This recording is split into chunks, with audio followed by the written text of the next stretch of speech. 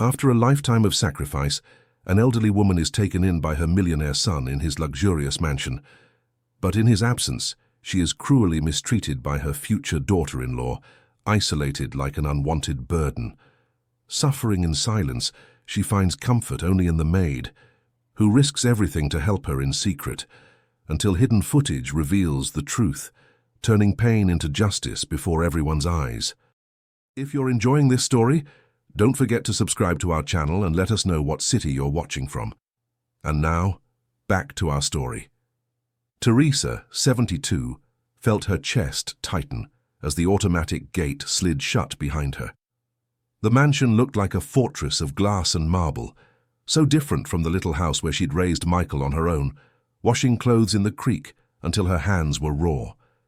45 years separated the woman who scrubbed fabrics on icy rocks from the one now stepping onto porcelain tile, but the scars on her palms remained. Michael, 45, had insisted. After the doctor confirmed the lung disease, a consequence of decades breathing in the cold dampness by the creek, her son had made the decision on his own. Teresa remembered his graduation, an engineer, the only one in the family with a college degree. She'd even sold her grandmother's crucifix to pay for his final tuition fees.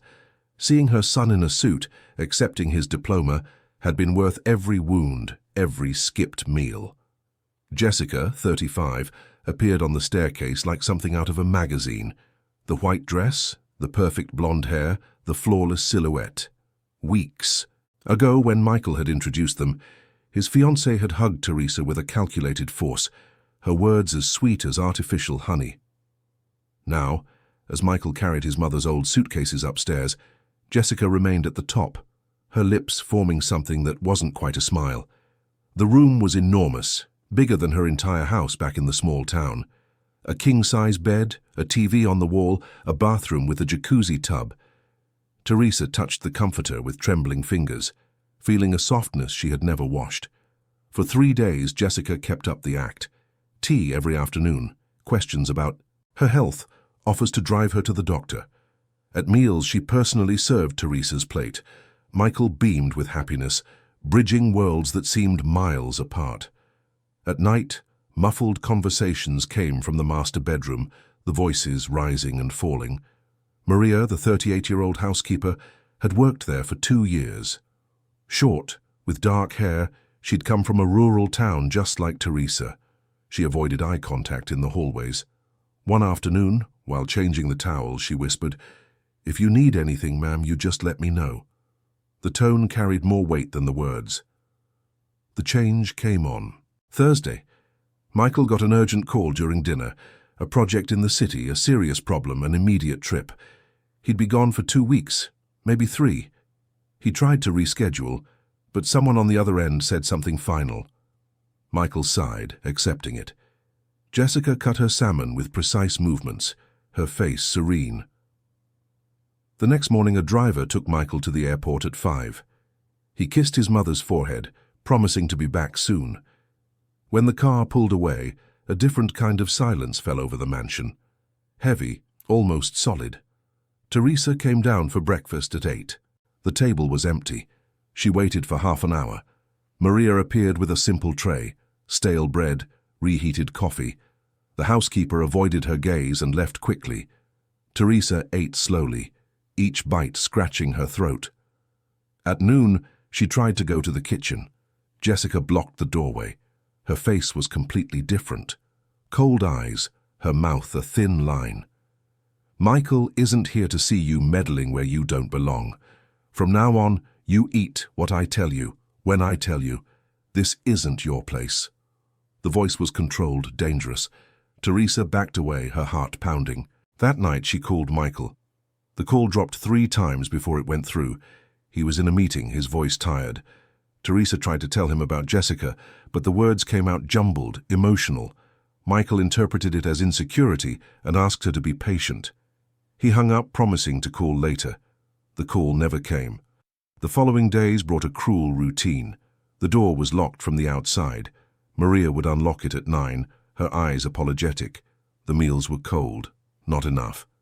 Jessica took away the television, blocked the internet on her phone. Michael called. At odd hours, and Jessica was always nearby, her gaze vigilant. A week later, Teresa's clothes started disappearing. All that was left were 3 old, faded outfits from her small town. "Mrs. Jessica said these are more appropriate," Maria whispered. Teresa felt tears well up. Those clothes carried decades of humiliation. On the second Monday, Jessica burst in at 6 in the morning. She flipped on the light violently. "Get up. There's work to do." Teresa, confused, tried to understand. Jessica laughed without humor. "Maria has the day off. Put this on," she said, throwing a worn-out apron at her. "There are dishes from last night's party." The kitchen was a disaster. Crystal, porcelain, silverware, leftovers from a dinner party Teresa had spent locked away. The sink was overflowing. "Everything by hand. If you break it, it comes out of your Social Security check," Jessica ordered. Teresa plunged her hands into the cold water. The old wounds burned, the scars reopening with the dish soap. She worked for 5 hours, her back aching, her cough getting worse. Jessica criticized her every move. When she finished, it was 2 in the afternoon. No lunch. People who don't work right don't deserve to eat. That night, locked in her room, she tried to call. The phone just rang. She left a tearful message, choosing her words carefully. The next day, Michael called at 6. Jessica was asleep. Teresa tried to explain, her voice failing. Michael sighed. "Mom, Jessica is taking care of you. You need to cooperate. This project has serious problems. I'll call this weekend." He hung up. On Friday, the door opened with a bang. Jessica was there with a man in overalls. "This room has a leak. You're staying in the storage room." The basement windowless, an old bed, a small dresser, a single dim bulb. The air was damp, musty. Teresa protested. Jessica walked out, slamming the door. The lock clicked. In the dark, with muffled noises coming from above, Teresa sat on the hard bed and cried. She thought of the creek, of the early mornings, of the hunger she'd accepted so Michael could eat, of the pride at his graduation, the hope for a better life.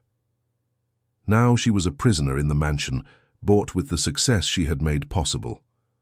Her cough returned, harsh and scraping her lungs. She lay on her side, hugging herself, and fell asleep with a wet face. 3 floors up, Jessica smiled at her reflection in the mirror, fixing her hair.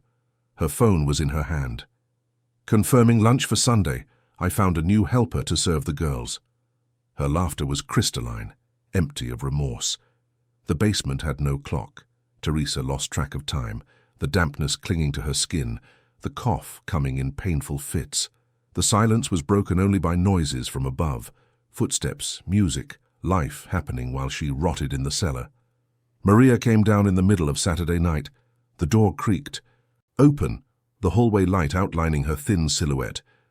"Mrs. Teresa," she whispered, kneeling with water and bread. "She can't know I'm here. I have 2 kids. I can't lose my job." Teresa drank greedily, her hands shaking, spilling some on her pajamas. "How long is she going to keep me here?" Maria looked away. "She's having lunch with her friends tomorrow. You're going to serve them." The words came out heavy with shame. Maria told her that Jessica had received flowers from Michael, with a note asking her to take good care of his mother. The fiancé had read it, aloud to the houseplants, laughing, then tore it to pieces. "She enjoys this," Maria said. She left cautiously, the lock clicking again. Sunday, 6 in the morning. Jessica yanked Teresa out of bed violently. "Get up, old woman. The girls will be here at noon." She threw a maid's uniform, identical to Maria's, at her. "I'm not a maid," Teresa whispered. Jessica advanced, her face dangerous. "In here, you are what I say you are. Wear it, or I'll call Michael and tell him you're being ungrateful." Teresa put on the uniform, which was too small, and struggled up the stairs. Maria was in the kitchen and cried when she saw her. Jessica assigned the tasks: 3 bathrooms, the rugs, the china cabinet. 5 hours. Teresa started, kneeling on the marble, her hands burning from the chemical cleaners on her old wounds. Her cough came in waves. Jessica inspected her work, making her redo it. At 11, while wiping down the staircase, Teresa slipped. She fell hard, pain exploding in her hip and ankle. Maria ran to help, but Jessica grabbed her arm. Let her get up on her own. Teresa dragged herself up, her twisted ankle throbbing. No time to tend to it. The guests would arrive in an hour. 11:40. Jessica handed her a heavy tray of champagne. Don't say anything. Don't look them in the eye. If you drop anything, you'll spend a week in the basement.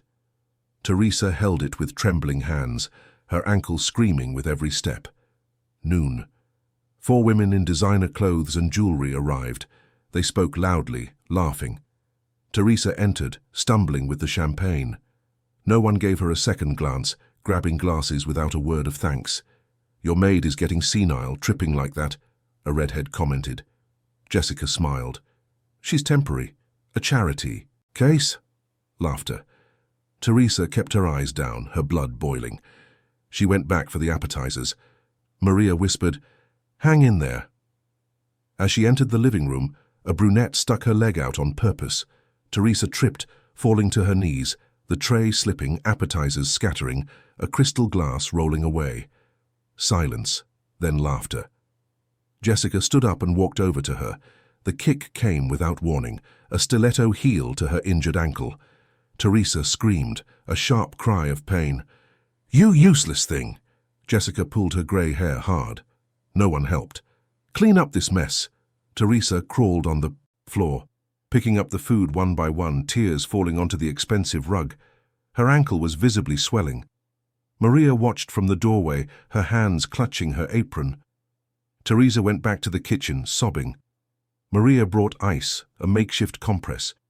"You have to tell your son." Teresa shook her head. "She'll say I'm crazy. Michael will believe her." From the living room, more laughter. Jessica had turned the accident into a joke.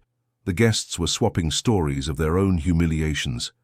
Teresa listened, her ankle pulsing. She thought of Michael as a child, barefoot in their small town, of the mornings by the creek when he was 5, shivering but never complaining. "When I grow up, I'm going to take care of you." Lunch lasted 4 hours. Maria served while Teresa stayed hidden. Jessica came in twice. The second time she leaned in close. "Michael gets back on Friday. Until then, you'll learn your place. If you open your mouth, I'll send you to a state home where old people go to die. I'll make him commit you for being senile. Who's he going to believe, you or me?" Her breath smelled strongly of wine. At 5 in the afternoon, the guests left. Jessica went upstairs without a word. Maria helped Teresa down to the basement, practically carrying her. She settled her on the bed, propping pillows under her ankle. "I'll bring you some medicine after she's asleep." She left, but left the door unlocked, a small act of rebellion. Alone in the dark, Teresa thought about running away. But where to? She had no money, knew no one. What would she tell the neighbors? That her engineer son had abandoned her? No, it was her fault for being old and useless. The phone rang from the dress throne, in a corner. "Michael." She answered with trembling hands. "Mom, how are you? Sorry I haven't called. This project is a mess." Teresa wanted to tell him everything, but Jessica's words echoed in her mind. What if he didn't believe her? "Everything's fine, son. Jessica is taking good care of me." Michael sighed in relief. "I knew she was special. I'll be back Thursday night, a day early. I can't wait." He hung up. Thursday night. 4 days. An eternity. Teresa lay down, hugging a damp pillow. Her ankle throbbed. Upstairs, Jessica's TV was on. A normal life, indifferent to the hell of the old washerwoman who had dreamed her son would have a better life. Monday. Teresa woke up with a fever, drenched in sweat, her head pounding, her body shaking. Her ankle was purple and hot to the touch. Maria brought breakfast, stale bread, lukewarm water, and found her delirious murmuring her son's name. She touched her forehead, felt the heat. She ran upstairs. "Mr. Michael's mother is very sick. She needs a doctor right away." Jessica opened the door, wearing a silk robe, annoyed.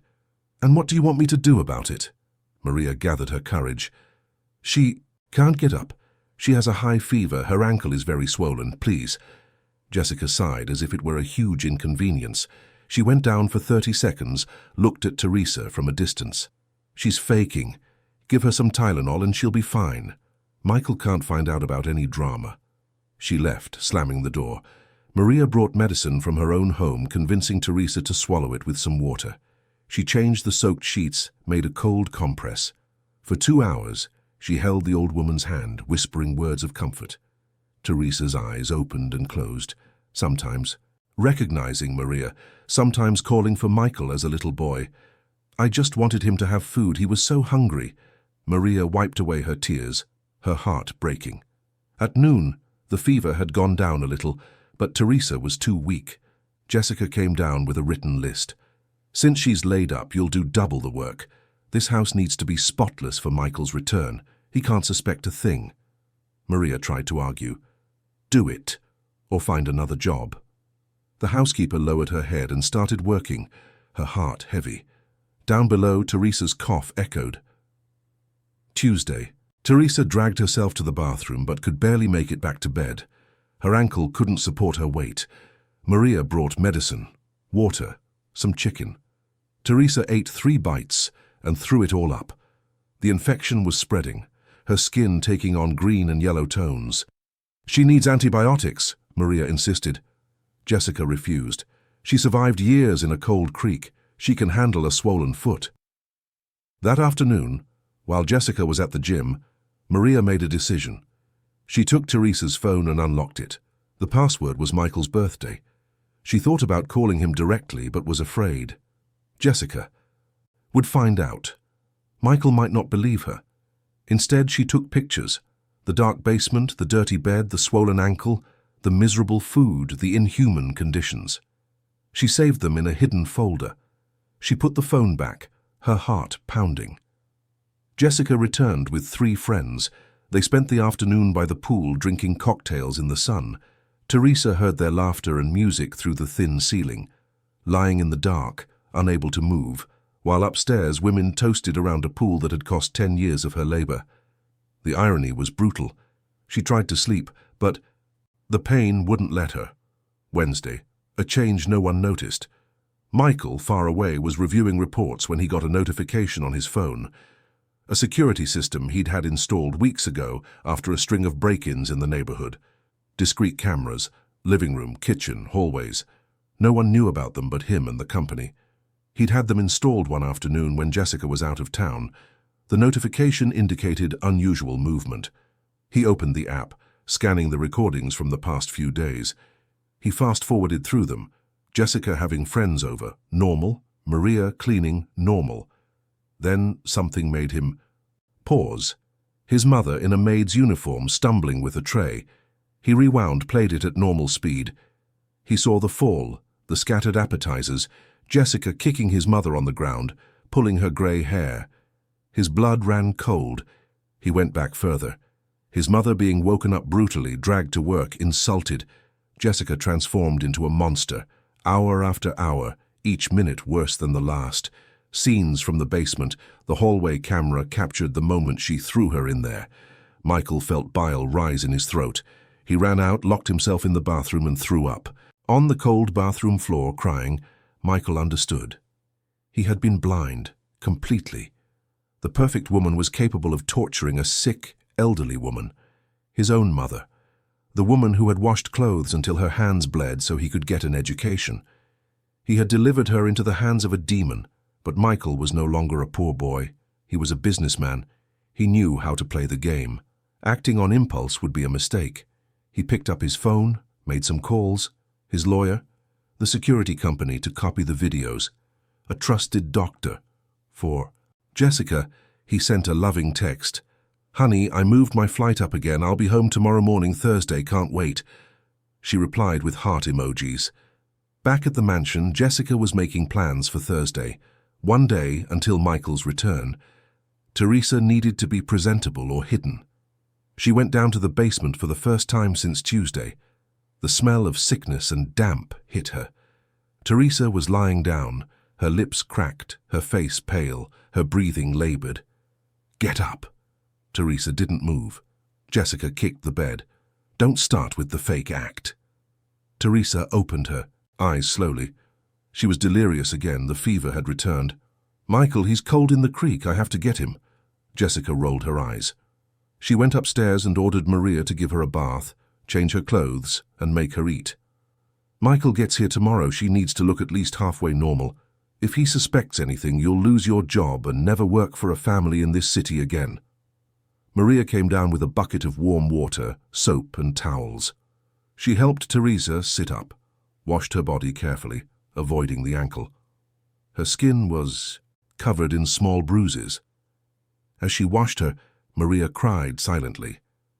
Teresa, in a moment of lucidity, squeezed her hand, whispering, "Thank you."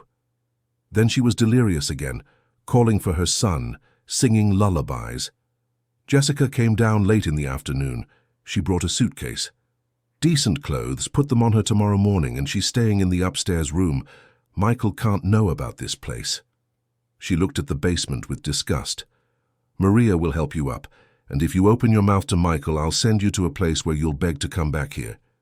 That night, Maria and Jessica, a forced collaboration, carried Teresa up the stairs. The old woman could barely stand, her ankle unable to bear any pressure. They put her in her original room, with the view of the garden, the king-size bed, the private bathroom. Maria laid her down, covered her with the white sheets. "Mrs. Teresa, Michael will be back tomorrow. Just hang on a little longer." Teresa nodded, her eyes glazed over. Jessica stood in the doorway, observing like a theater director. "Perfect. Tomorrow she stays here. I'll say she's tired, just resting. Dizziness, an age thing. Nothing serious." She looked at Maria. "And you'll confirm everything, understand?" Maria lowered her head. Jessica left, satisfied, but neither of them knew. Michael, at that very moment, was on a flight that was 4 hours ahead of schedule. He hadn't told anyone. He wanted to arrive as a surprise, to see with his own eyes the truth the cameras had shown him. In his pocket was a flash drive with the recordings. In his contacts, a police detective who was a client of his company. In his heart, a mixture of rage, guilt, and determination. The taxi cut through the silent pre-dawn streets. Michael stared out the window without seeing, his mind filled with images. His mother falling, being hit, crying. He clenched his fists, his nails digging into his palms. "Faster," he said. The driver sped up. 4 a.m, Thursday. The taxi stopped at the gate. Michael paid, grabbed his suitcase. He opened the gate silently. The house was dark, everyone asleep. He let himself in with his key, quickly disarming the alarm. He went upstairs without a sound, past the room he shared with Jessica. The door was closed. She was sleeping peacefully. He went straight to where his mother was supposed to be. He opened the door slowly. The light from the hallway illuminated the bed where Teresa lay, small and frail under the sheets. Michael approached, his heart pounding. "Mom," he whispered. She didn't move. He touched her hand, felt the fever. He pulled back the sheet, saw the swollen, infected ankle, the bruises on her arms, the extreme thinness. "My God, what did they do to you?" Teresa opened her eyes slowly. It took a few seconds for her to focus on her son's face.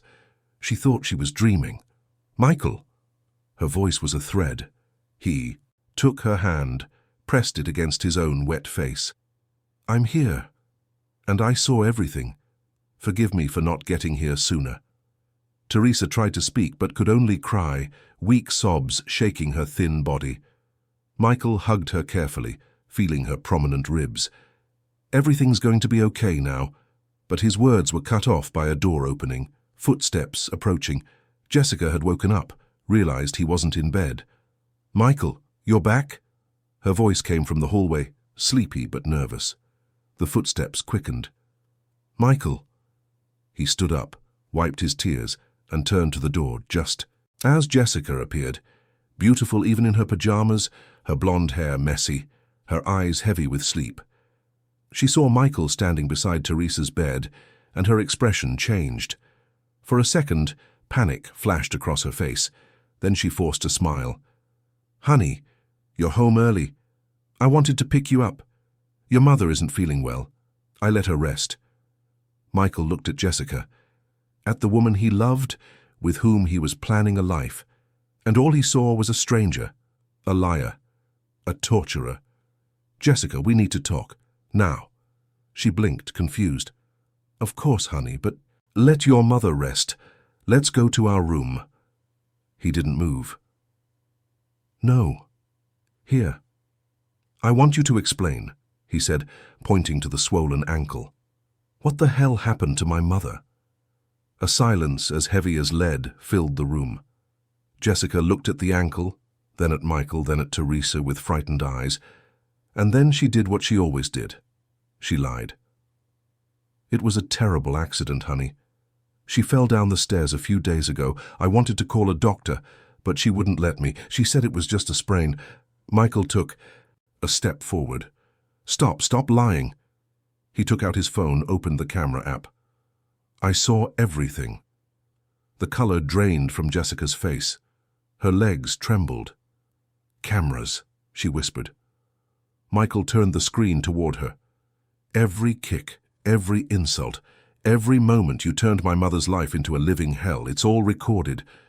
Jessica looked at the screen, saw herself dragging Teresa by the hair, and knew her perfect life had just come crashing down.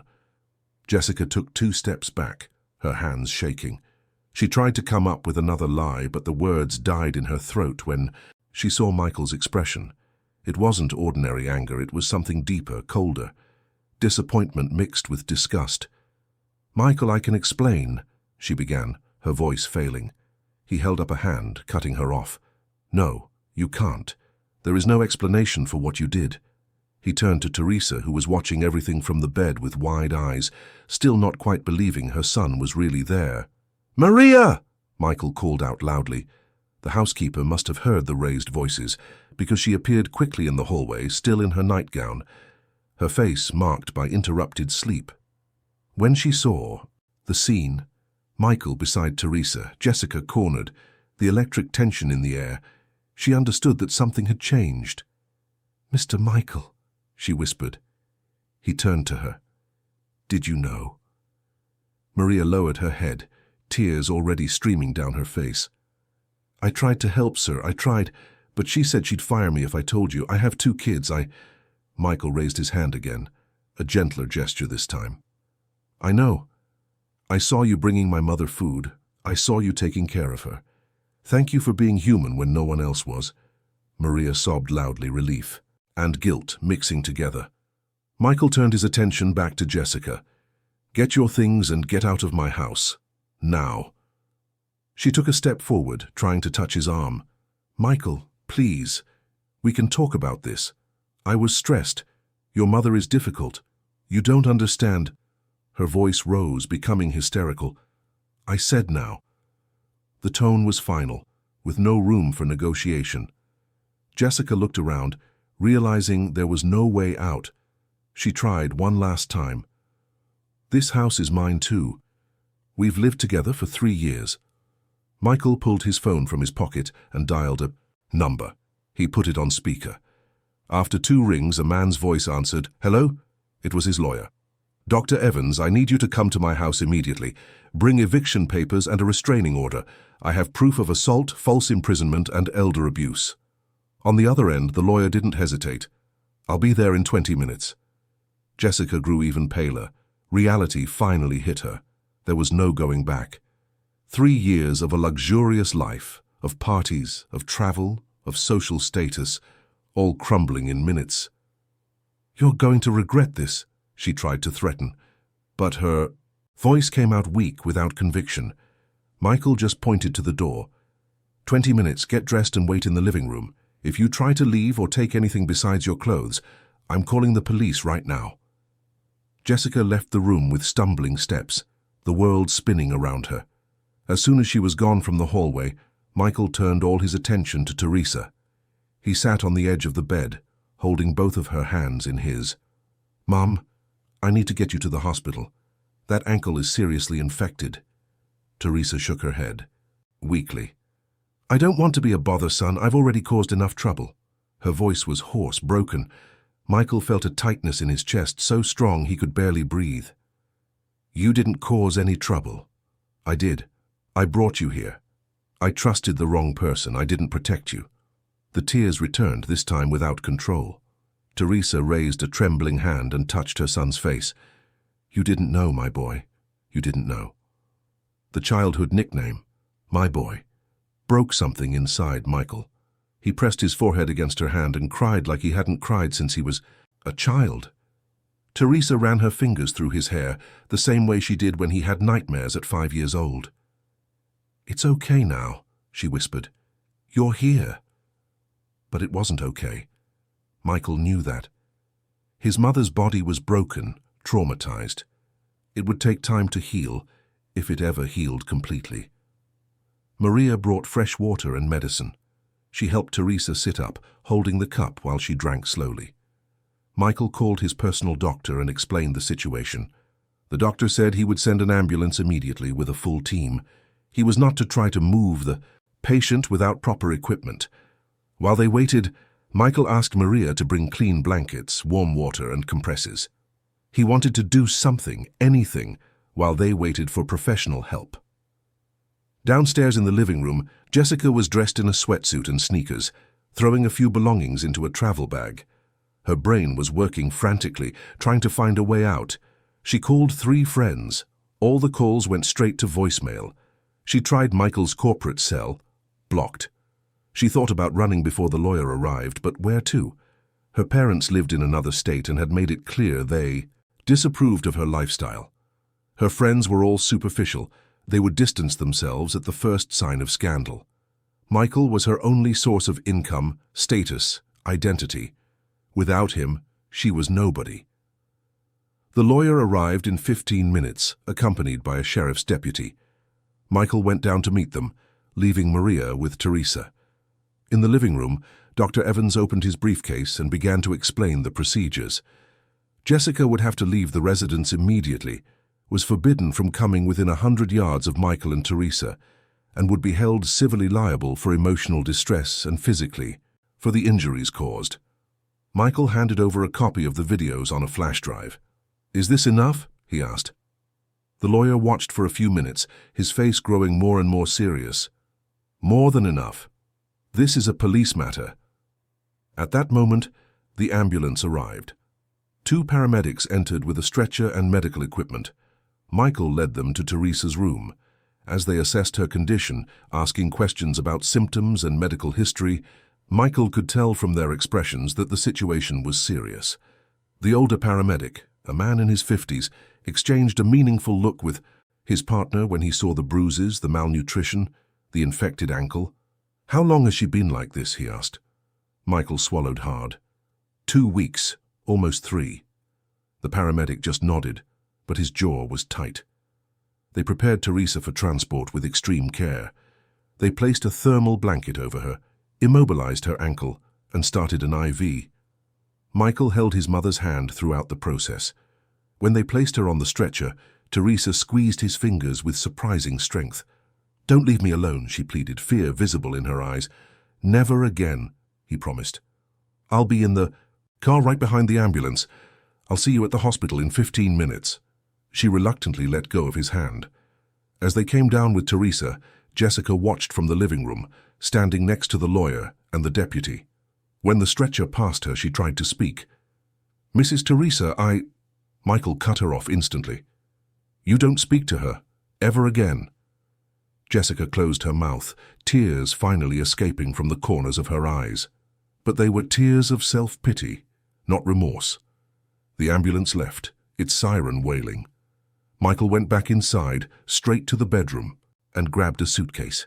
He started throwing clothes inside, his and some of Teresa's things that were clean. "Mr. Smith," the lawyer called. "I need you to sign the formal request for the restraining order here." Michael signed without reading it carefully, trusting the professional. The deputy handed the papers to Jessica. "Ma'am, you have 2 hours to remove your personal belongings from this residence. After that, your entry will be considered trespassing and subject to arrest." Jessica took the papers with trembling hands. 2 hours? I have 3 years of my life in here." The deputy showed no sympathy. 2 hours, ma'am." Michael closed the suitcase and came downstairs again. He stopped in front of Jessica. For a moment he just looked at her, trying to find some trace of the woman he thought he knew. He found nothing. "How could you?" he asked, his voice almost a whisper. "She treated you well. She was always kind to you. What did she ever do to deserve this?" Jessica wiped her tears, lifting her chin to try to regain some dignity. "She was a burden, a constant reminder of your poor past. I was doing you a favor, freeing you from that." The slap was instinctive. Michael's hand struck Jessica's face with force, the sound echoing through the room. She brought a hand to her cheek, shocked. The lawyer grabbed Michael's arm, pulling him back. "Don't do this. She's not worth it." Michael took a deep breath, regaining control. He was right. Jessica wasn't worth anything. "Maria," he called. The housekeeper ran down. "You are an official witness to everything that happened here. You'll need to give a statement. I'll give you 3 months' salary in advance and a letter of recommendation. If you need a lawyer, I'll pay for it." Maria nodded, grateful. Michael left the house without looking back. He got in his car, started the engine, and sped toward the hospital. In the back seat, the suitcase with their clothes. In his chest, a hole the size of the guilt he would carry for the rest of his life. Teresa was alive. She was safe now, but the damage was done. Physical and psychological scars that would take time to heal. As he drove through the still empty streets of the early morning, Michael made a silent promise. He would dedicate the rest of his life to making up for these weeks of hell. At the hospital, Teresa was already being examined when Michael arrived. A team of doctors circled around her, asking questions, ordering tests, noting information on tablets. The doctor in charge, Dr. Miller, a man with graying hair and a serious demeanor, called Michael into the hallway to talk. "Mr. Smith, the situation is delicate. Bilateral pneumonia, severe malnutrition, dehydration, and the ankle has an infection that has already started to spread. We'll need to perform surgery to clean out the infected tissue, and she will likely be hospitalized for at least 2 weeks." Michael listened to every word, feeling the weight increase. "Is she going to be okay?" Dr. Miller hesitated. "We'll do everything we can. But I won't lie to you. At her age, with her body so weakened, anything can become a complication. We'll be monitoring her closely." Michael thanked him and went back to the room where they were preparing Teresa for tests. She was on an oxygen mask now, her eyes closed, connected to several monitors. One nurse was adjusting the IV. Another was checking her vital signs. Teresa opened her eyes when she sensed her son's presence. Michael approached, holding her, hand through the bed rail. "I'm going to be right here, Mom, through all the tests, through the surgery, through everything." She tried to smile from behind the oxygen mask. She squeezed his hand back, a weak but meaningful grip. They took her for tests at 6:30 in the morning. Michael stayed in the waiting room, unable to sit, pacing back and forth. He called his office, cancelling all his appointments for the week. Then he called back to their small town, spoke to Mrs. Gable, the neighbor who had always helped his mother. He told her everything, cried on the phone, and promised to keep her updated. At 8 o'clock, while Teresa was still in testing, Michael received a call from Dr. Evans. The police wanted to talk to him about the recordings. Michael said he would go to the station as soon as his mother's tests were finished. He hung up and saw a text message on his phone. It was from an unknown number. He opened it. It was Jessica. "You destroyed my life. You'll regret this."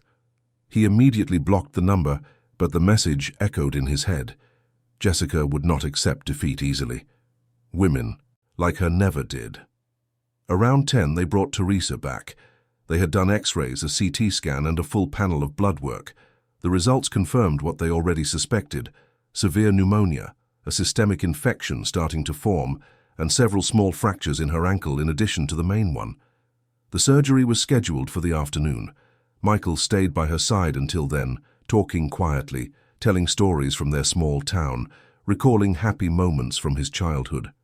Teresa listened with shining eyes, sometimes laughing softly at the memories.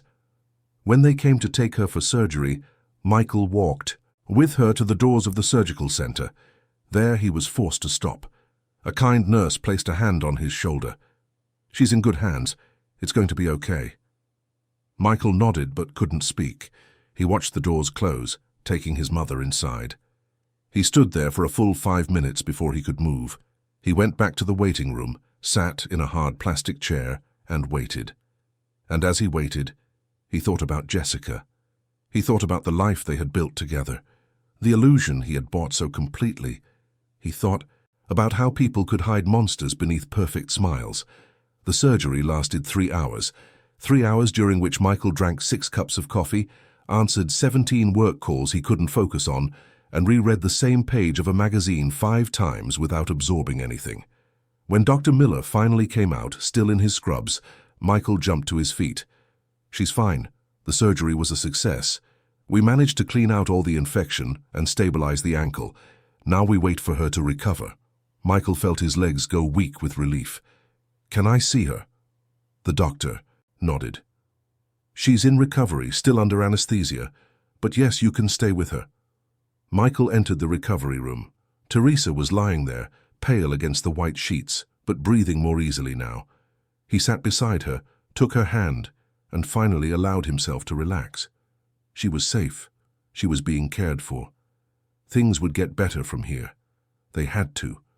But as he watched his mother's sleeping face, a part of him knew the journey was far from over. Jessica was still out there, furious and unpredictable, and the guilt Michael carried wouldn't disappear with a successful surgery. Some wounds took much longer to heal. Teresa woke up 12 hours after the surgery. The first thing she saw was Michael's face, bearded and tired, but there. He had fallen asleep in the chair next to the bed, his head resting on the rail, still holding her hand. When he felt her move, he opened his eyes immediately. "Mom," he whispered, his voice hoarse from sleep. "How are you feeling?" Teresa tried to speak, but her throat was dry. Michael reached for a cup with a straw and helped her drink. The cool water was hard to swallow, but it helped. "Sore," she managed to say, "but better." The nurse came in to check her vitals, change the IV bag, and chart her information. She was a middle-aged woman with her hair in a tight bun, but with kind eyes. "Good afternoon, Mrs. Smith. The surgery was a success. Dr. Miller will be by in a little while to explain everything." As she worked, she chatted in a comforting tone about the weather forecast, about how the hospital had a good meal today. Simple things that made the environment feel less frightening. When she left, Michael sat beside his mother again. "Son," Teresa began, "you don't have to stay here. You have your work, your commitments." Michael shook his head firmly. "I cancelled everything for the week. Nothing is more important than you." Teresa felt her eyes well up. Michael noticed and squeezed her hand. "Mom, I need to apologize. For real. I brought you to that house. I trusted the wrong person. I didn't—" His voice broke. Teresa interrupted him. "You didn't know. No one could have known she was capable of that. But Michael didn't accept the absolution so easily. I should have paid more attention. I should have seen the signs." Dr. Miller came in around 3 in the afternoon, a tablet under his arm. He explained the surgical procedures in detail, the cleaning of the infection, the reconstruction of the ankle, the antibiotics that would be administered over the next few days. "The pneumonia is responding well to treatment, but it will take time. The ankle will require physical therapy after the infection is under control. In total, we're looking at 2 to 3 weeks of hospitalization." Michael thanked him, asked questions about her care, about the prognosis. The doctor answered everything patiently, then left, to continue his rounds. That afternoon, while Teresa dozed under the effect of the medication, Michael went down to the hospital lobby to take a call. It was Dr. Evans, the lawyer. "Michael, we need to talk about the next steps. The police have reviewed the videos. They want to indict Jessica for false imprisonment, assault, elder abuse, and domestic violence. But they need your formal statement, and when your mother is better, her statement as well." Michael agreed, setting it for the next morning. He hung up and stood there watching the bustle of the hospital. People coming and going, some with flowers, others crying, life in all its states. His phone rang again. This time it was a number he didn't recognize, but he answered anyway. The voice on the other end was female, young, nervous. "Mr. Smith, my name is Julia. I'm a friend of Jessica's. I was. I was at the lunch that Sunday." Michael straightened up. "And?" The woman took a deep breath. "I saw everything. I saw when your mother fell. I saw Jessica kick her. At the time, I didn't do anything. I was scared to confront Jessica in front of everyone, but I can't stop thinking about it. If you need a witness, I'll testify. What she did was horrible." Michael felt a wave of something, not exactly gratitude, but perhaps a recognition that there was still decency in the world. "Thank you. I'll pass your contact information to my lawyer." They hung up. Michael wondered how Jessica was handling everything. Her world was collapsing, friends distancing themselves, her reputation destroyed, a criminal prosecution imminent. A part of him, a small petty part, felt satisfaction in that, but mostly he just felt empty. He went back to the room. Teresa was awake, talking quietly with Maria. The housekeeper had come to visit, bringing flowers from the garden and a bag of fresh fruit. "Mrs. Teresa, you look so much better," Maria was saying, arranging the flowers in a makeshift vase. Teresa smiled, the first genuine smile in weeks. "Thank you for everything you did for me. You were my salvation." Maria wiped away a tear. "I only wish I could have done more." Michael watched them from the doorway, his heart aching with the kindness of this woman who had risked her job to help a stranger. The next few days fell into a routine. Michael slept in the hospital's reclining chair, waking up with the medical team coming in for morning procedures, spending the day talking to Teresa when she was awake, or working on his laptop when she slept. Maria visited every day, always bringing something. Homemade food that Teresa could eat more easily than the hospitals, magazines, news from their small town that Mrs. Gable sent. The recovery was slow but steady. The ankle began to reduce in swelling, the pneumonia fever finally broke, and Teresa could sit up in bed without help. On Monday of the following week, Michael went to the police station to give his statement. He brought the flash drive with all the recordings, told them everything he knew, and answered questions for 3 hours. The detective, a serious man in his 60s, listened to everything with an increasingly grave expression. "Mr. Smith, this is one of the worst cases of domestic violence I've ever seen. We're going to request the defendant be held without bail." Michael nodded. When he left the station, he felt emotionally drained. He needed air, space. He drove aimlessly for an hour before returning to the hospital. That afternoon, something unexpected happened. A journalist showed up at the hospital, asking for an interview. Michael refused immediately, but the woman insisted. "Mr. Smith, this story needs to be told. How many other elderly people are suffering in silence? Your courage in reporting this could save other lives." Michael hesitated. He didn't want to expose his mother, didn't want to turn her pain into a spectacle. But the journalist had a point. He said he would think about it. The woman left her card and went away. Michael put the card in his pocket, not knowing that this decision would change everything in the coming weeks. Teresa improved every day. She started light physical therapy, just basic movements to prevent muscle atrophy. The physical therapist, a young and cheerful woman named Carla, had a special way with elderly patients. She managed to make Teresa laugh during the exercises, turning the pain into something bearable.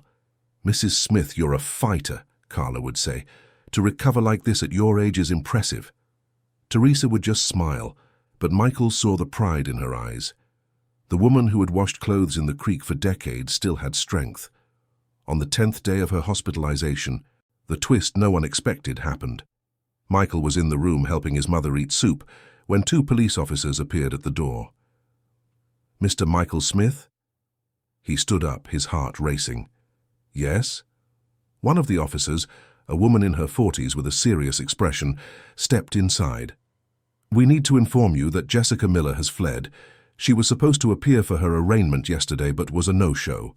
We have a warrant for her arrest, but she's disappeared. She's not at her parents' house, not with any known friends. Her passport and documents are also missing." Michael felt his blood run cold. "Fled? Where to?" The officer shook her head. "We're investigating. But we want to warn you to take precautions. She sent messages to several people blaming you for ruining her life. She might try something. We're going to post security here at the hospital and at your residence." Michael looked at Teresa, who had stopped eating, her eyes wide with fear. She could come back, Teresa whispered. The officer tried to be reassuring. We won't let her, but we need you both to be vigilant. That night, Michael couldn't sleep. He stayed awake in the chair watching the door, every noise in the hallway making his heart jump. A security guard was posted outside the room. Teresa didn't sleep well either, waking up startled several times. By morning, they were both exhausted. Michael called the lawyer, who was already aware of the situation. They're checking airports, bus stations, borders. She won't be able to leave the country with an active arrest warrant. It's a matter of time. But Michael didn't feel reassured. Jessica was smart, she had resources. She could be anywhere.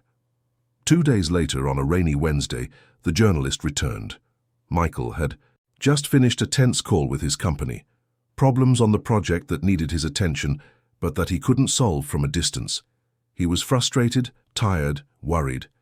When he saw the journalist in the hallway, he almost sent her away again. But something made him stop. 5 minutes, he said. They went down to the hospital cafe and sat at a secluded table. The journalist, who introduced herself as Beatrice Mendez, got straight to the point. Mr. Smith, we received an anonymous video. It's clips from the recordings at your house. Someone leaked it. Probably Jessica or one of her lawyers trying to win public sympathy first. But it backfired. Social media is exploding. People want to know the rest of the story. They want to know if your mother is okay. They want justice. Michael was in shock. They leaked the videos? Beatrice nodded. Just a few seconds, but it was enough. Your story is going viral, and I wanted to give you the chance to tell your side before someone else makes it up. Michael went back to the room, stunned. He took out his phone, opened his social media feeds, and there it was. Clips from the security cameras, Teresa falling, Jessica kicking her, pushing her. The comments were in the thousands. Anger, outrage, support for Teresa, hatred directed at Jessica. Hashtags were already trending. Justice for Teresa. Seniors deserve respect. Michael showed the phone to his mother. She looked at it, pale. The whole world is seeing this, she whispered.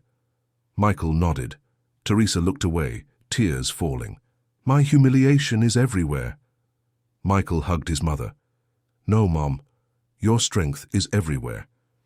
That afternoon, Michael made a decision. He called Beatrice and agreed to the interview. But with conditions. It would be live, unedited, and Teresa would only participate if she wanted. So they scheduled it for Friday, giving Teresa time to prepare mentally. When Michael told her, Teresa was silent for a long time. Then she said simply, I'll do it. If my story can help other mothers, other sons, it's worth it. Michael felt pride flood his chest. This woman who had suffered so much was still thinking of others. The 2 days leading up to the interview passed in a blur. Teresa was discharged from the hospital on the condition that she continue outpatient treatment. Michael took her not to the mansion. He had already sold the property. He couldn't set foot in there again, but to a comfortable serviced apartment he had rented near the hospital. Maria was hired officially, now with a fair salary and benefits, to help care for Teresa. The apartment was smaller, simpler, but it had large windows overlooking a park. Teresa sat on the sofa, looked out the window and sighed. It's beautiful here, she said. Michael sat beside her. It's temporary, but it's ours. On Friday, the television crew arrived early to set up. They installed cameras, adjusted lighting, did sound checks. Teresa was nervous, her hands trembling as Maria helped comb her grey hair. Michael wore a suit but no tie. He wanted to look serious but approachable. At 2 in the afternoon, they began recording. Beatrice asked the questions with sensitivity, giving Michael and Teresa space to tell the story at their own pace. Teresa cried several times but didn't stop. She told them about the basement, about the hunger, about the fear. Michael spoke about his guilt, about how success had blinded him to what was truly important. When the interview aired that night, it caused a national uproar. Millions watched. The hospital's phones rang off the hook, people offering help, donations, support. Politicians began talking about increasing penalties for elder abuse. Human rights organizations used the case as an example of the need for oversight. And somewhere, in hiding, Jessica watched too. She saw her face being associated with a monster, an abuser. She saw the world turn against her, and something inside her finally broke. On Saturday morning, the police received an anonymous tip. Jessica had been seen at a motel in a coastal town 200 miles away. They set up an operation surrounding the location. When they entered the room, they found Jessica sitting on the bed, her suitcases still packed around her, looking at a photo of her and Michael in happier times. She didn't resist arrest. She was led away in handcuffs as motel guests filmed, as the world watched the downfall of the woman who once seemed to have it all. Michael got the news by phone. He didn't feel triumph. He didn't feel satisfied revenge. Just a deep sadness for all the waste of love, of trust, of time. He told Teresa, who was sitting by the window, knitting something Maria had brought to keep her busy. "She's been arrested," he said. Teresa stopped knitting, looked at her son. "I hope she finds peace," she said simply. Michael looked at his mother, amazed at her capacity to forgive, to move on. "Mom," he said, "I don't deserve you." Teresa smiled, a tired but genuine smile. "Nonsense. You're my son. You'll always deserve my love." And she continued knitting, the needles clicking in a comforting rhythm as the rain began to fall outside. Jessica's trial was scheduled for 3 months later. In those months, Michael and Teresa's life slowly reorganized, like a wound slowly healing, leaving permanent scars but allowing the skin to grow back. Teresa did physical therapy 3 times a week, a painful process that left her exhausted, but gradually restored movement to her damaged ankle. She still limped, and probably would for the rest of her life, but she could walk without a cane. It was a small victory that felt enormous. Michael had sold his company. He just couldn't do it anymore. The life of meetings, of negotiations, of chasing profits, it all felt empty after what had happened. He used the money from the sale to ensure he and his mother would be comfortable for the rest of their lives, invested part of it in conservative funds, and set aside a significant amount for a project that was beginning to take shape in his mind. But it wasn't time yet. First, they needed to close the chapter with Jessica. First, they needed justice. The months were difficult for Teresa in ways that went beyond the physical. At night, she would wake up screaming, dreaming she was back in the basement. She would jump startled at the sound of footsteps in the building's hallway. She refused to eat alone, always expecting someone to snatch her plate away. Michael hired a psychologist specializing in trauma, Dr. Peterson, a woman with a calm voice who visited 3 times a week. The sessions were long and emotionally draining, but slowly Teresa began to rebuild her trust. Maria became more than a housekeeper. She was now part of the family. She lived in the apartment's guest room, helping with everything from cooking meals to accompanying Teresa, to appointments when Michael couldn't. Her 2 sons, boys aged 7 and 9, came to visit on weekends. Teresa lit up in their presence, baking cookies with them, telling stories of her small town. It was as if a part of the grandmother she never got to be was blooming in those moments. Michael would watch from the kitchen doorway, his heart aching but grateful. One afternoon, 6 weeks before the trial, Michael received an unexpected call. It was a producer from a national television show wanting to do a full documentary on the case. "Mr. Smith, your story has touched millions. We want to do something deeper, to show not just the trauma, but the recovery, to give people hope." Michael said he needed to think about it, to talk to his mother. That night at dinner, he brought it up. Teresa slowly chewed her grilled chicken. She still had trouble with more solid foods and considered it. "Son, I've spent my whole life being ashamed of being poor, ashamed of not having an education, ashamed of my old clothes, of my calloused hands." She looked at her own hands, still marked by decades of hard work. But now maybe this shame can help someone. If a mother watching this documentary finds the courage to report the child who mistreats her, if a son watching realizes he needs to take better care of his parents, then it's worth it. Michael felt his eyes burn. "Are you sure?" Teresa nodded. "I am. I've suffered enough. Now this suffering needs to have meaning." Filming began 2 weeks later. The crew was sensitive, respectful, taking breaks whenever Teresa became too emotional. They filmed in the apartment, at the hospital where she had been treated, and even visited the small town where she had raised Michael. The return to the town was particularly difficult. Teresa hadn't been there in almost a year, since before she got sick. The townspeople came out to greet her. Mrs. Gable cried while hugging her for a full 5 minutes, and the local priest offered a special blessing.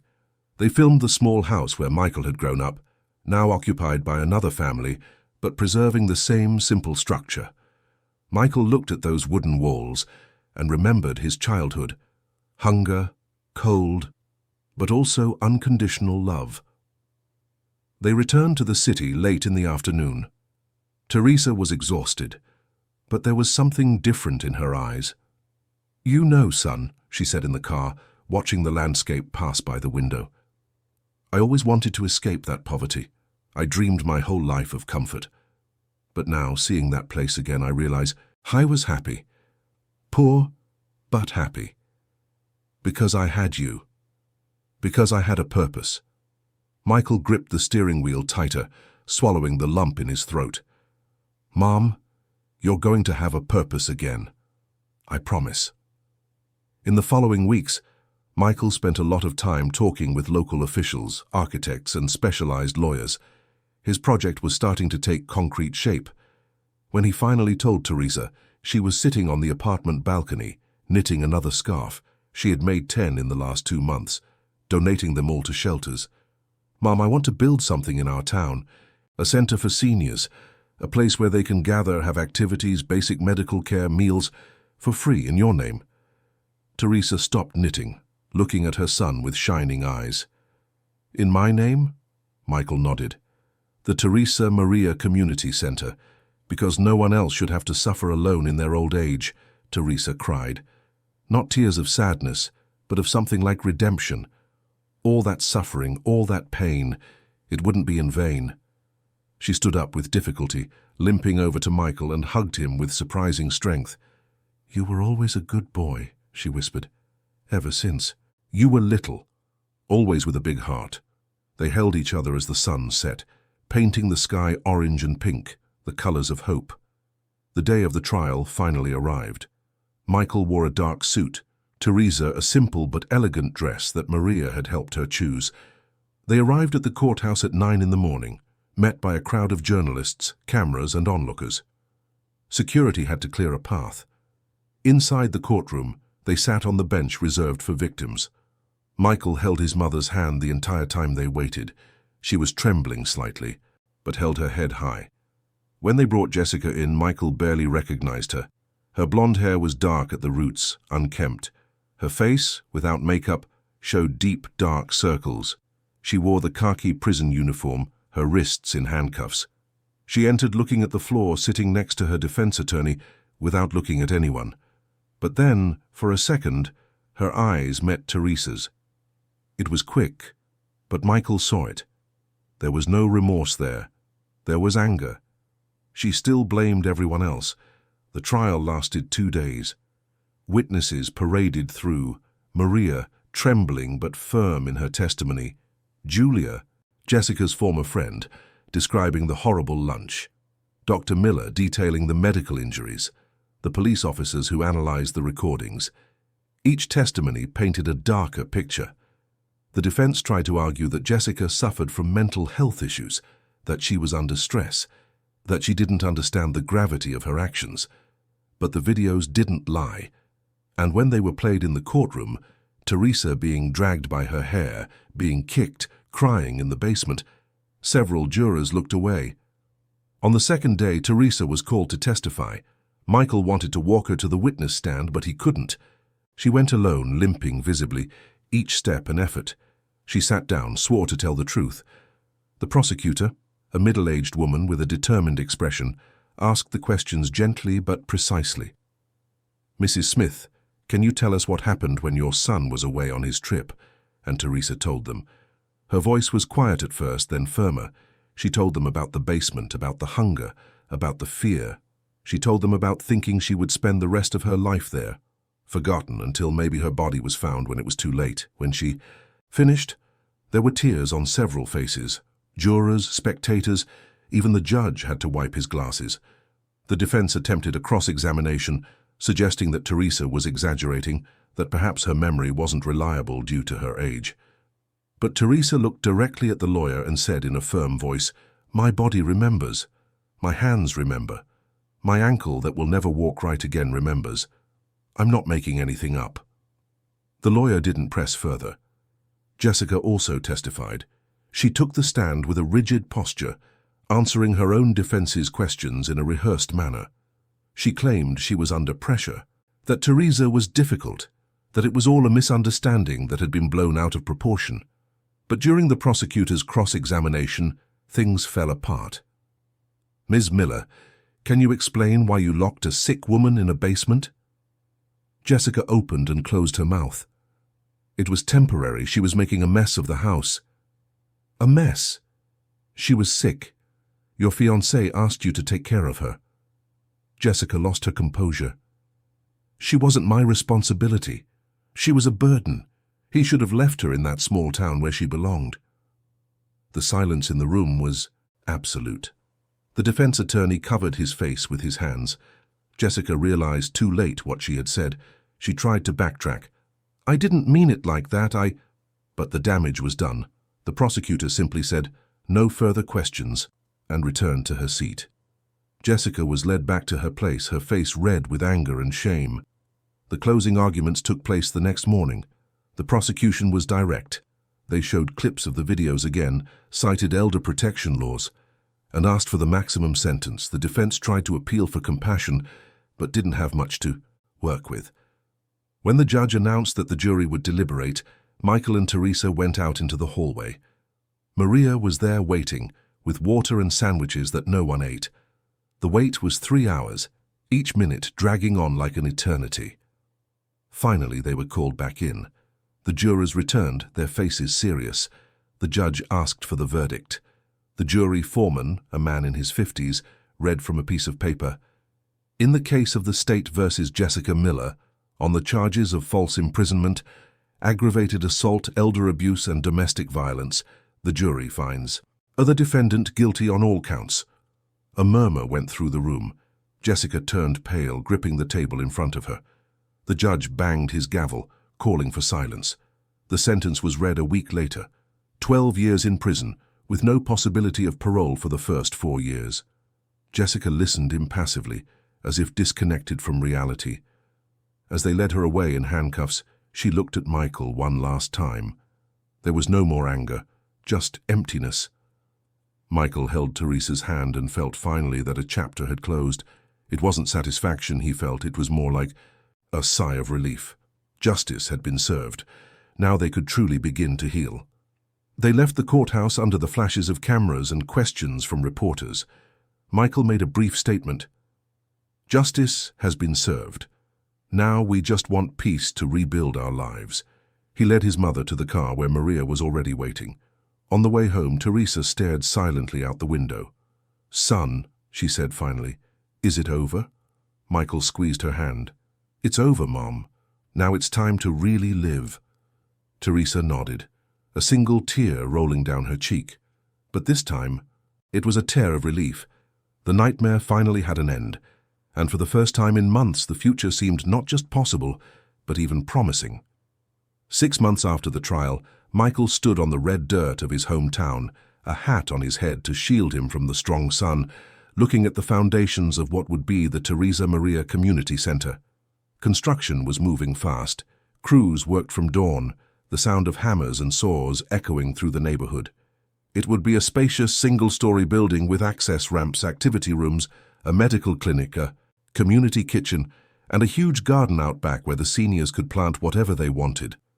Michael had designed every detail with dignity, comfort, and respect in mind. Teresa visited the construction site every week. Today she was sitting in a plastic chair in the shade, chatting with Mrs. Gable and other ladies from the town.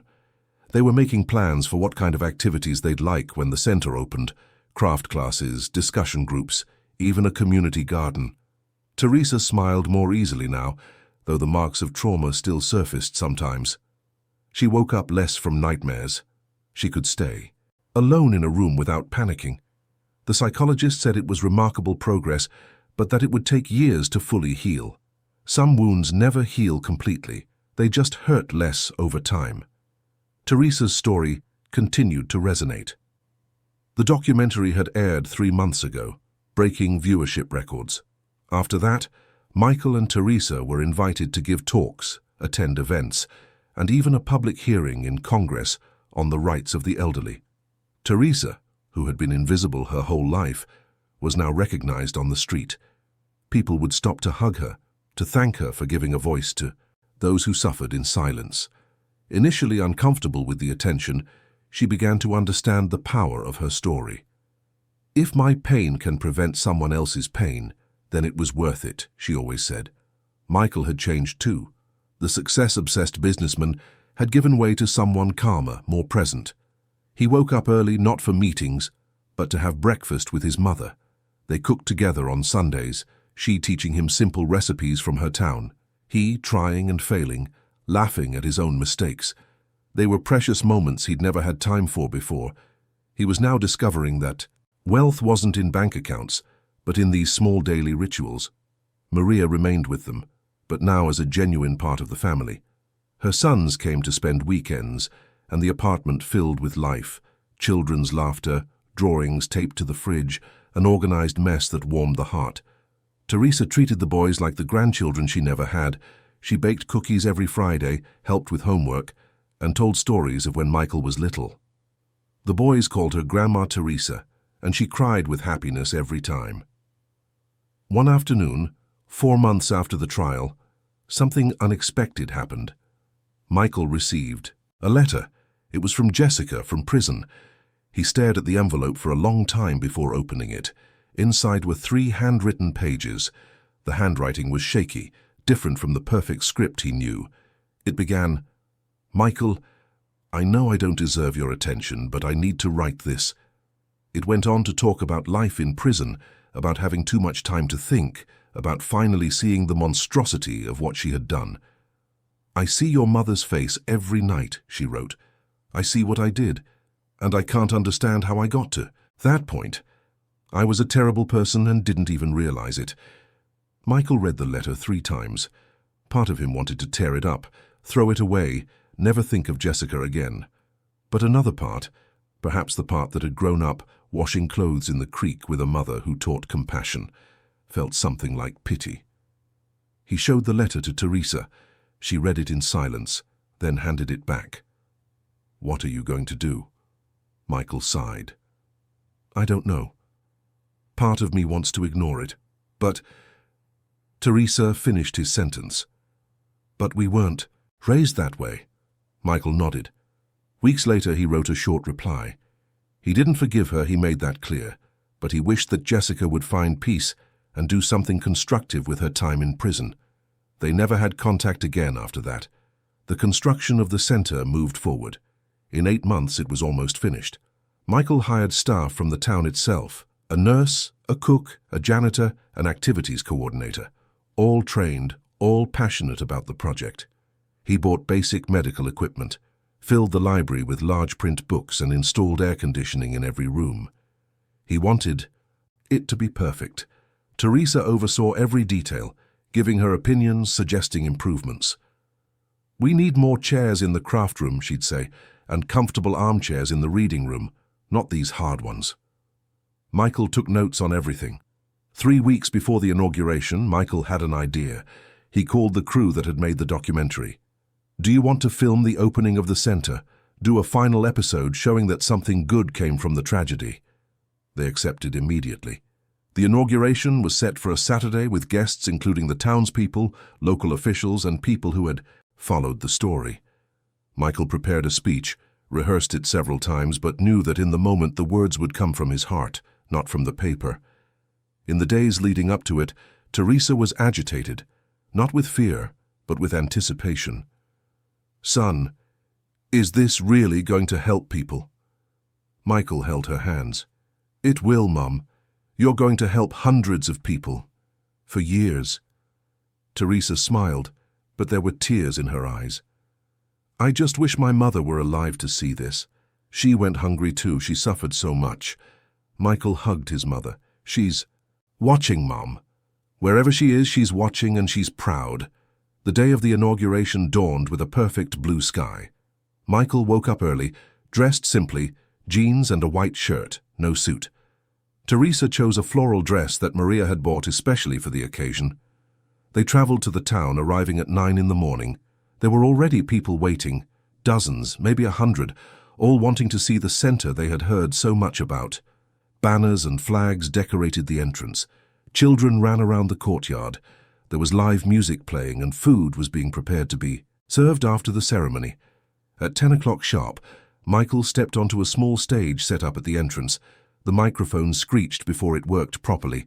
He looked out at the crowd, saw familiar faces from his childhood, neighbors who had helped his mother when he was little, seniors who would soon be able to frequent this space.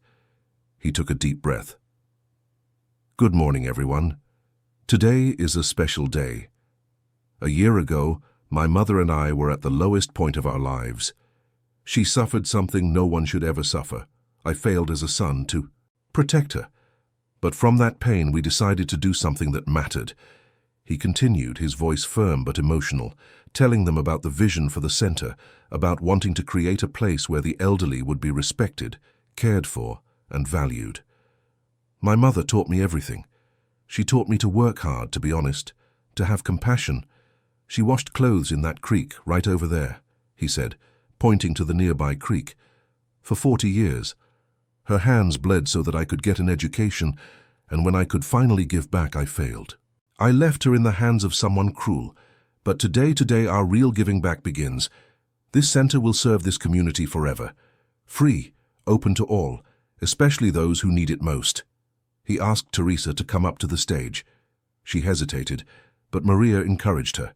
Limping visibly, leaning on Michael, she came up. The crowd applauded, some people crying. Teresa looked at all those faces and felt something she hadn't felt in a long time, a sense of belonging. I don't know how to make a fancy speech, she began, her voice trembling into the microphone, but I know how to say thank you. Thank you to everyone who supported me. Thank you to my son who, even when he made mistakes, always loved me, and thank you to those who will use this center. You deserve it. All seniors deserve respect, deserve dignity. No one should suffer as I did. So please, if you know someone who is being mistreated, report it. Don't be afraid. And to the seniors who are suffering, you are not alone. Emotion overcame her.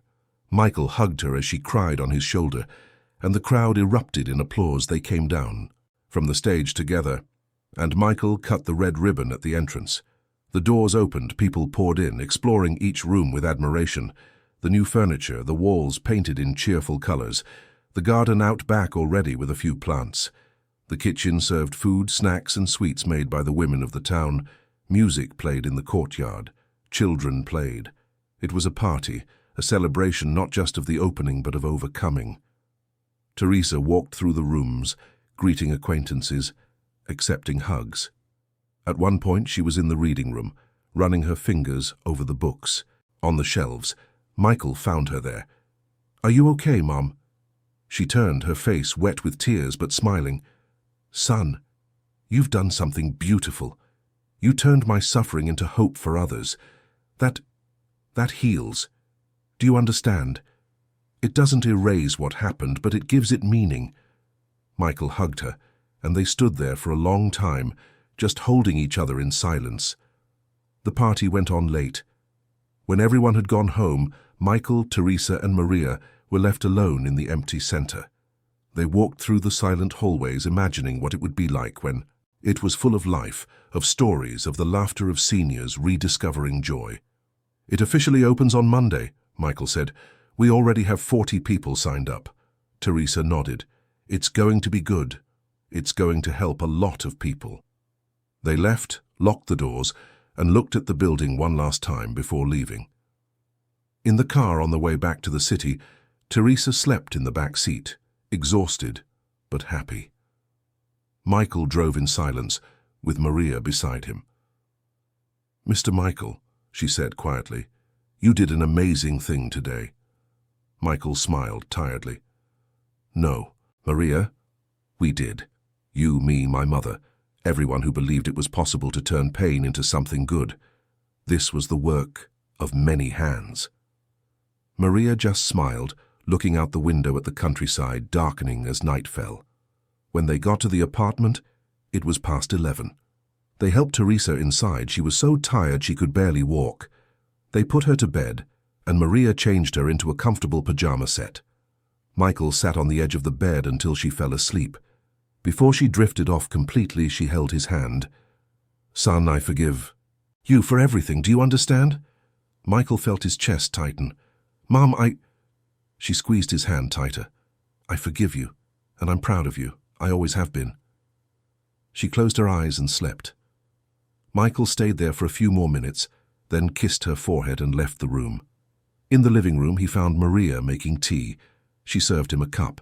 They sat on the sofa, drinking in silence. "Maria, thank you for everything. For being human when no one else was. For taking care of her when I wasn't there."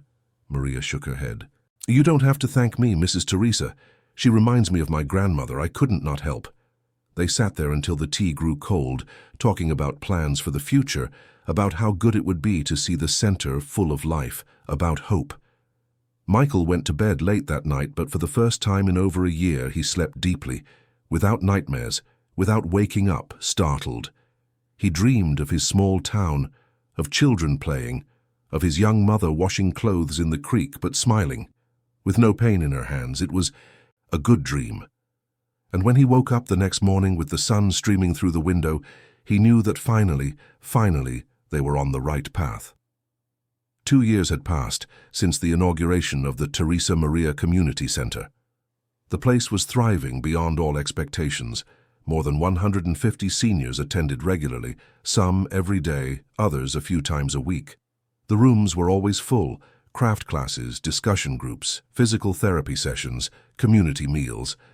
The garden out back had grown so much that they now donated vegetables to needy families in the town. It was exactly what Michael had dreamed of, a place where getting older didn't mean loneliness or abandonment. Teresa visited the center 3 times a week. She couldn't go every day anymore. Age and the wear on her body were taking their toll. Her ankle ached on rainy days, her breath sometimes grew too short, and there were mornings when she simply had no energy. But when she was there, she was transformed. She would sit with the other ladies in the knitting room, teaching complicated stitches, telling stories, laughing. She had become a sort of matriarch of the place. Everyone called her Mrs. Teresa with reverence and affection. Her story was known, but inside she was more than a survivor. She was a friend, a counselor, a comforting presence. Michael had moved permanently to the town. He sold the apartment in the city and built a simple house near the center. 2 master suites, a large porch and a backyard with a chicken coop that Teresa had insisted on having. "I want to wake up to the sound of chickens," she had said, laughing. Maria and her sons lived in a neighboring house that Michael had built for them. They formed a strange but perfect family, united not entirely by blood, but by the shared experience of surviving the worst and choosing to build something better. Michael worked at the center every day, but not as a distant boss. He helped in the kitchen, fixed broken chairs, and talked at length with the attendees. He knew everyone's story. Mrs. Benedicta, who had been abandoned by her children, Mr. Joaquin, who had lost his wife and no longer knew why he should wake up, Mrs. Rosa, who lived alone and went days without seeing anyone. The center had given purpose back to these lives, and Michael saw his own redemption in it. Every smile there was a small reparation for the pain he hadn't been able to prevent.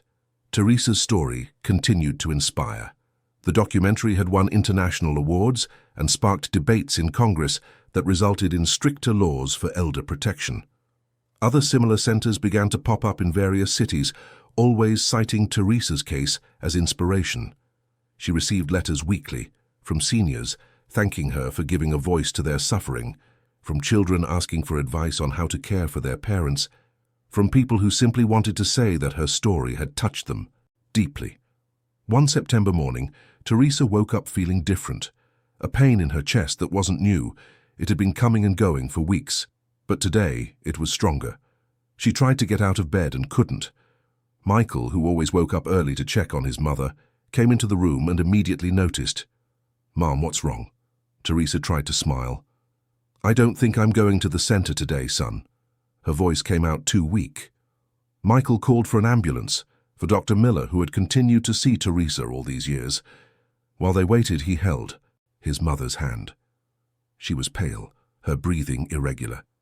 "It's going to be okay," he whispered, but fear tightened his throat.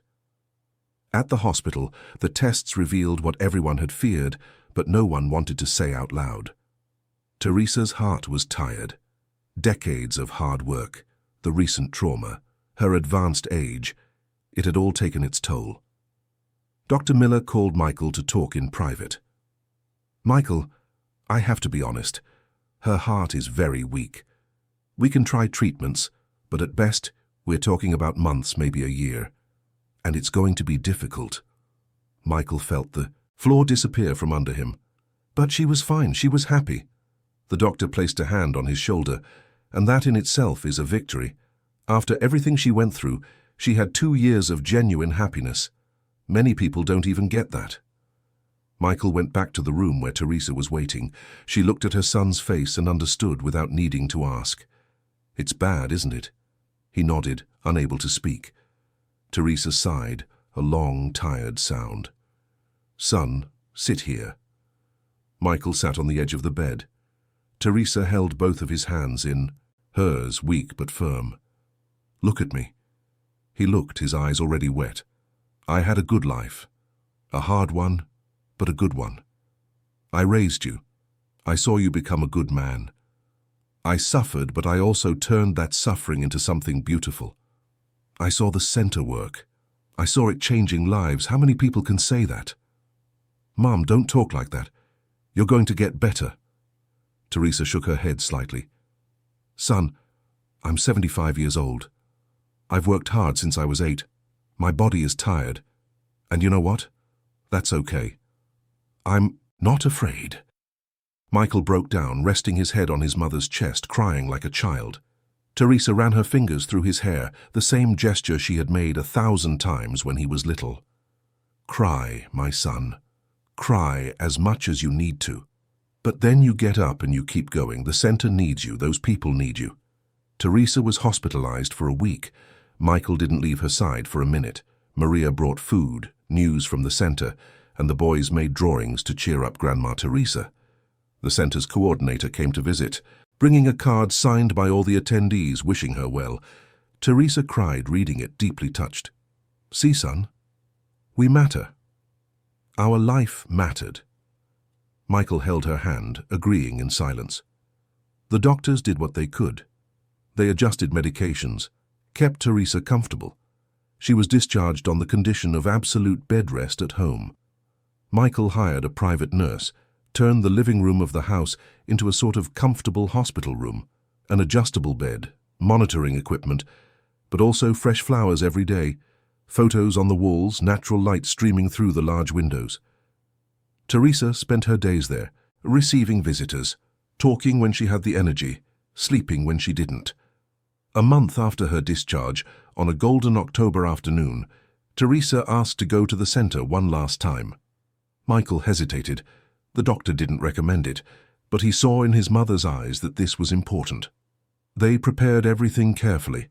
They took her in a comfortable wheelchair, with a blanket and pillows, the nurse accompanying them. When they arrived at the center, the attendees were all there. Someone had let them know Mrs. Teresa was coming. They applauded as she entered, some crying openly.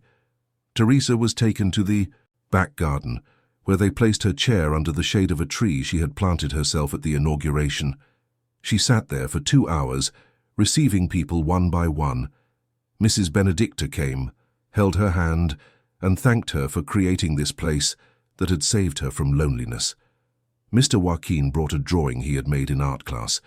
It was a young Teresa, washing clothes in the creek, but in the background was the center building. "You turned pain into love," he said. Teresa cried, hugging everyone who came to speak with her, as the sun began to set, painting the sky orange and pink. Michael said they needed to go back. Teresa looked around one last time, at the building that bore her name, at the people laughing in the windows, at the life flourishing there. "Son, I did it. We did it." Michael kissed her forehead. "We did, Mom, and it will continue. Forever."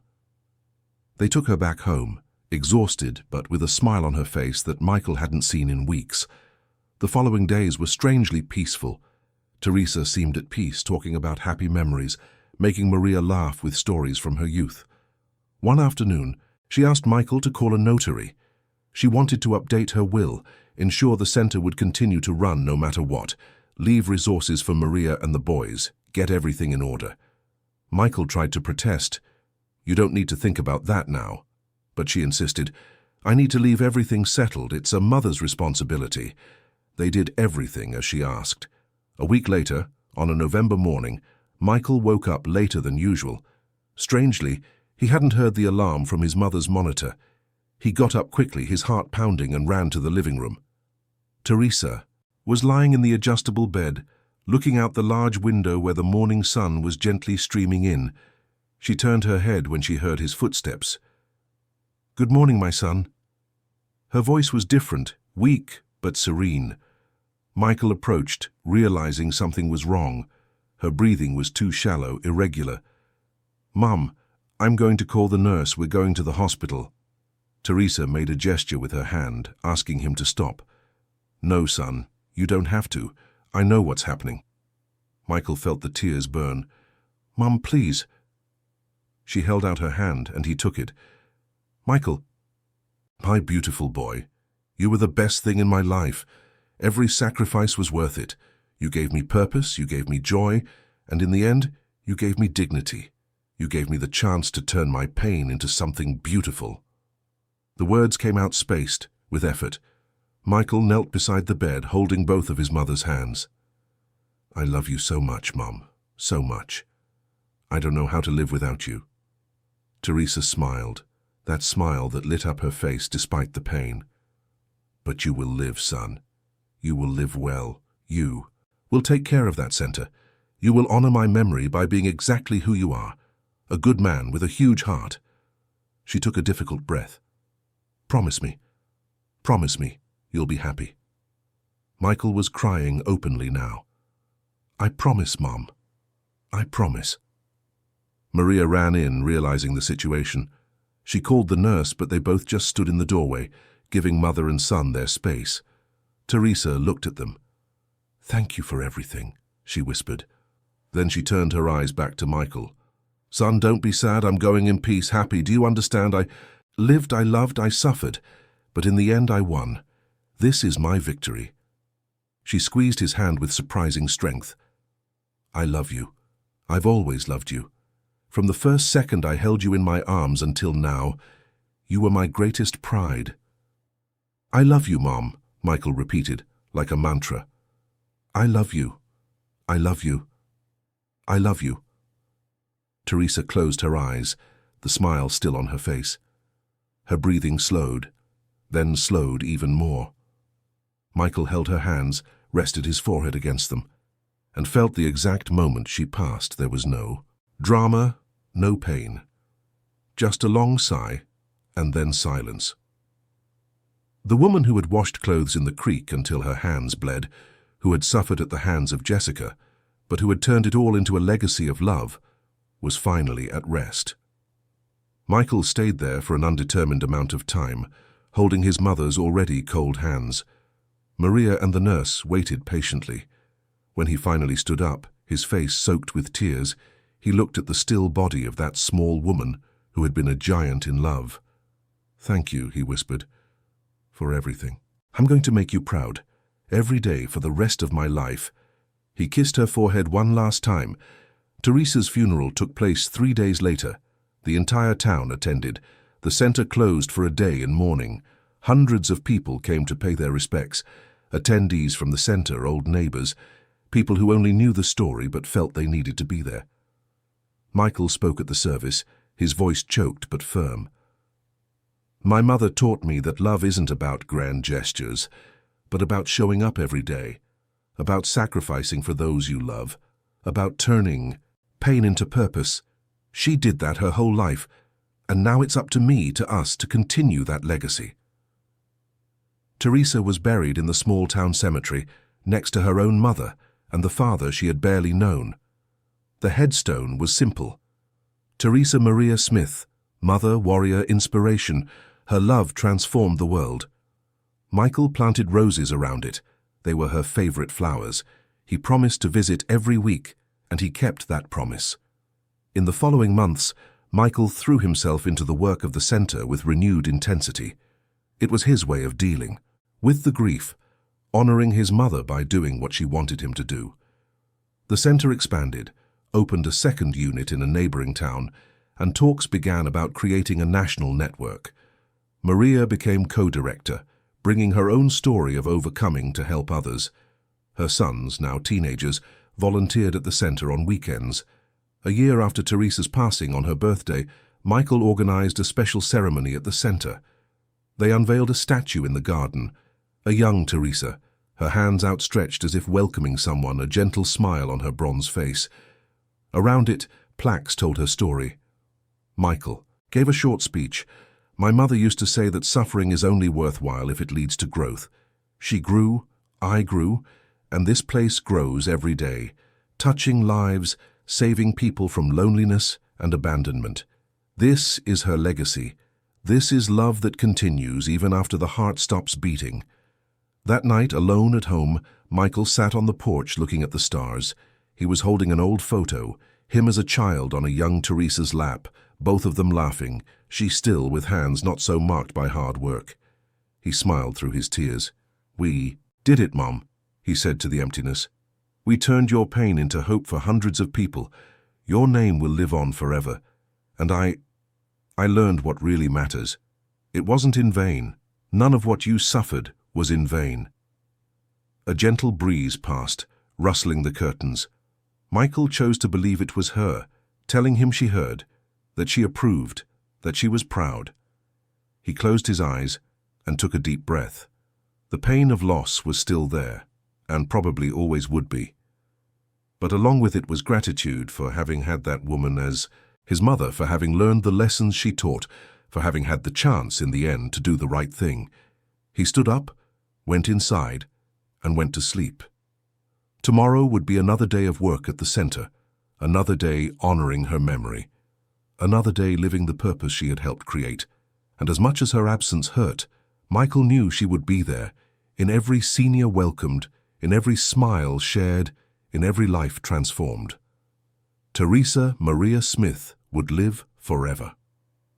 End of story. Dear listeners, we hope the story of Teresa and Michael has touched your heart. If you were moved by Teresa's courage in overcoming so much suffering, and by Michael's dedication to turning that pain into a legacy, please leave a like, subscribe to the channel, and tell us in the comments what marked you the most in this story. Every day we bring intense stories like this one, which reveal the deepest side of the human soul, showing that true wealth lies in the bonds we build, in the courage to denounce injustice, and in the generosity to transform our pain into hope for others. We'll see you in the next episode, with another narrative that will stir your emotions and make you reflect on the values that truly matter in life.